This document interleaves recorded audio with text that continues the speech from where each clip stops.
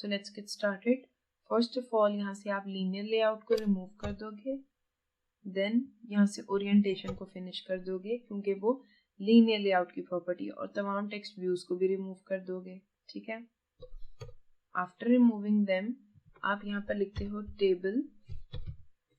Before writing further आप control plus space भी press कर सकते हो ताकि आपको रिकमेंडेशंस मिल जाएं। टेबल लेआउट, इसको आप क्लिक करोगे और यहाँ पर क्लोजिंग टैग भी आपके पास आ जाएगा टेबल लेआउट। ठीक है, अब एक चीज जो कि मेन आपने इसमें देखनी है वो क्या है, इसमें रोज एंड कॉलम्स डिफाइंड होते हैं।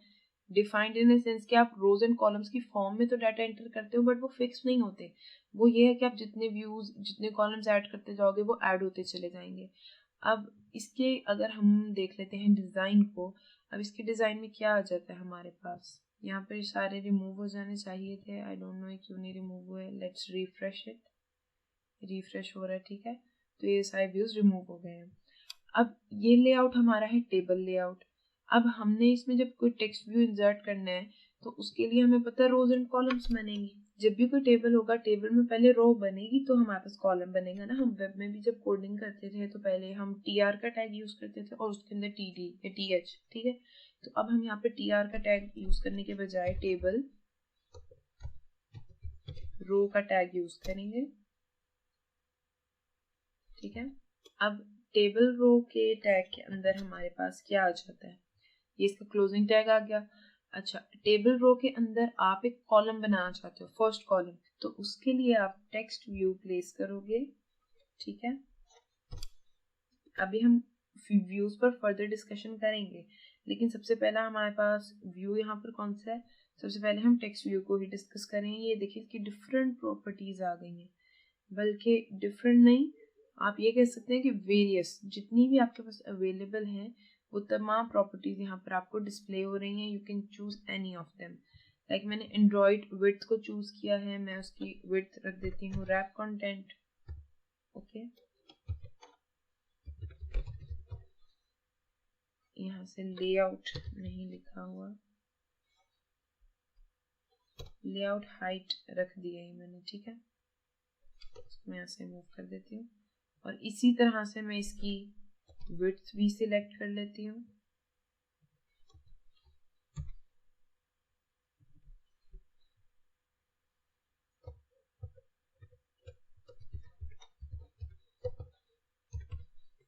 वो भी रैप कंटेंट कर दिया मैंने और यहाँ पर मैं टैग को क्लोज कर देती हूँ। ठीक है, आप ऐसे भी क्लोज कर सकते हो या इसको रिमूव करके यहाँ पे बैकस्लैश इंसर्ट कर दो तो भी ये क्लोज हो जाता है। तो यहाँ पे आप देखोगे एक टेक्स्ट व्यू आपका इंसर्ट हो चुका है, जो कि अभी आपको जरा क्लियर नहीं है, लेकिन ये यहाँ पे इंसर्ट हो चुका है।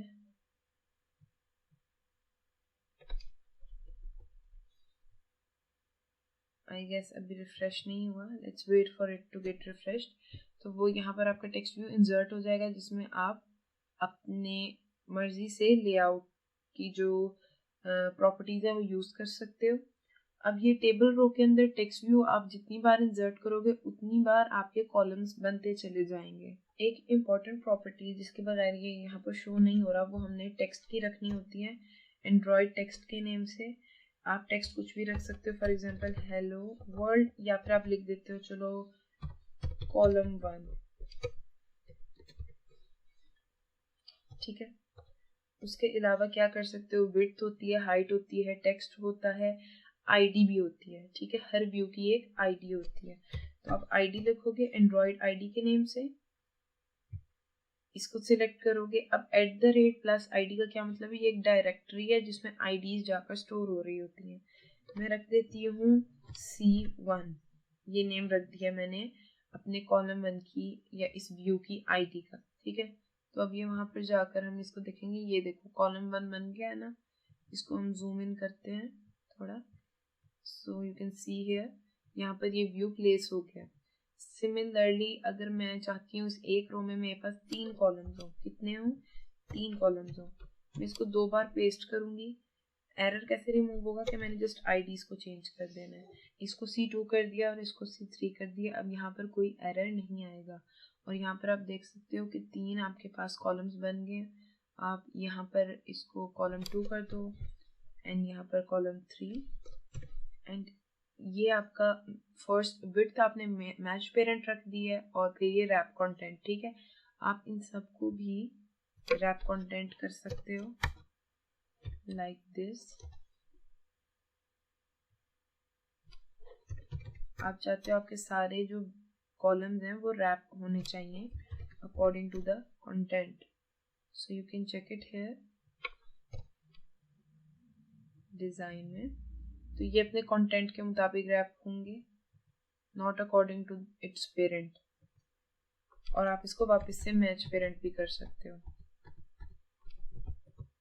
ओके, अब एक चीज इसमें आ जाती है कि अभी तो ये अपनी अपनी स्पेस ले रहे हैं ना, अगर मैं इन सबको ही मैच पेरेंट कर देती हूँ, इसकी हाइट भी मैच पेरेंट कर देती हूँ, ठीक है, यानी रैप कंटेंट नहीं है, ये अपने पेरेंट के अकॉर्डिंग मैं इसको चाहती हूँ कि ये मैच करे। तो ये कुछ इस तरह से है, अभी चेंज नहीं हुआ कुछ, लेकिन इसमें चेंज आएगा I guess after changing here. Match parent width, match parent height, yes. जब आप ऐसे क्लिक कर रहे हो ना, आप देख रहे हो कि ये इसकी एक्स्ट्रा स्पेस ले रही है, जबकि मैं चाहती हूँ ये मेरे तीनों जो कॉलम्स है ना, तीनों व्यूज ये इक्वली स्पेस को डिवाइड करें। तो उसके लिए हम क्या करेंगे वो हम लेटर ऑन देखते हैं। अभी हम एक और रो बना लेते हैं, ठीक है, इसी तरह से जैसे टेबल रो 1 है ना हमारे पास, हम एक और रो रख लेते हैं। हमारे यहाँ पर सेकेंड रो है, इस सेकेंड रो में हम आईडीज को चेंज कर लेते हैं, कॉलम 4 कर लेते हैं, यहाँ पर भी इसको 5 कर देते हैं और इसको 6 कर लेते हैं यहाँ पर, ताकि कोई एरर ना आ सके। तो आप देख रहे हो ये 6 कॉलम्स बन गए हैं, 3 कॉलम्स हैं, 2 रोज हैं, 6 सेल्स बन गए हैं, ठीक है। अब आप चाहते हो ये इक्वली प्लेस यहाँ पर जो है ना सारी स्पेस डिवाइड हो रही हो, उसके लिए आप क्या करोगे, आप स्ट्रेच कॉलम्स की प्रॉपर्टी यूज करोगे जो कि टेबल लेआउट में आएगी। अब वो किस तरह से है, आप यहाँ पर लिखते हो स्ट्रेच, तो यहाँ पर आ जाता है एंड्रॉइड स्ट्रेच कॉलम्स। यहाँ पर आपने क्लिक किया, मैं चाहती हूँ कि सारे जो कॉलम्स हैं वो इक्वली स्पेस को डिस्ट्रीब्यूट करें, तो मैं यहाँ पे स्टैटिक यूज करूंगी। तो आप देखोगे कि इन्होंने इक्वली सारी स्पेस डिस्ट्रीब्यूट कर ली है। मैं चाहती हूँ कि यहाँ पर 1 लिख रही हूँ मैं, अब देखिएगा क्या होगा।